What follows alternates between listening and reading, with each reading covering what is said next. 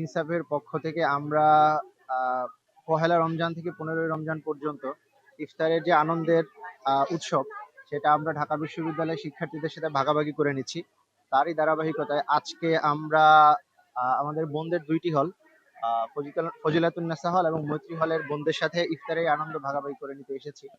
আজকে আমরা প্রায় 1000 শিক্ষার্থীদের সাথে এই ইফতারের আনন্দ ভাগাভাগি করছি। আপনারা জানেন যে আমরা প্রথম রমজান থেকে আমাদের ইনসাফের ইফতার উপহার বিতরণ কার্যক্রম শুরু করেছি। প্রথম দিন আমরা হলপাড়ায় প্রায় 1500 শিক্ষার্থীর সাথে ইফতারের আনন্দ ভাগাভাগি করেছি। দ্বিতীয় দিন আমরা কার্জনে মাদুর পেতে এক আনন্দ ঘন পরিবেশে ইফতার করেছি এবং তৃতীয় দিন আমরা রোকেয়া হল এবং শামসুন্নাহার হলে গিয়েছি। আজকে আমরা আমাদের মৈত্রী হল এবং ফজিলাতুন্নেসা হলে এসেছি।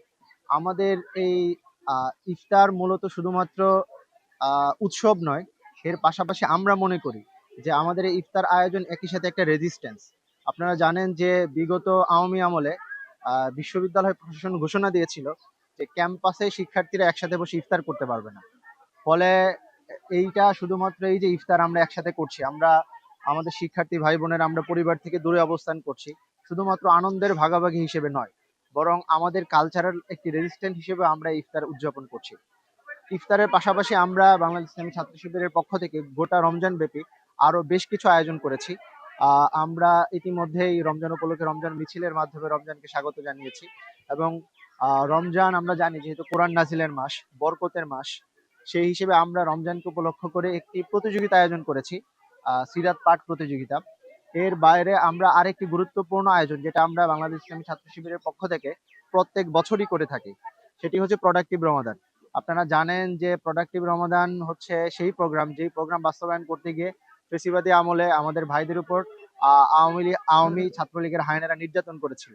তার ধারাবাহিকতায় এই এই প্রোগ্রামটাকে আমরা প্রত্যেক বছর বাস্তবায়ন করে থাকি। গত বছরও আমরা ইয়াসির কাদিকে এনে, বিশ্ববিখ্যাত স্কলার, তাকে এনে আমরা এই প্রোগ্রাম বাস্তবায়ন করেছি। এবছরও আমরা মার্চের 2 তারিখ এই প্রোগ্রাম বাস্তবায়ন করব।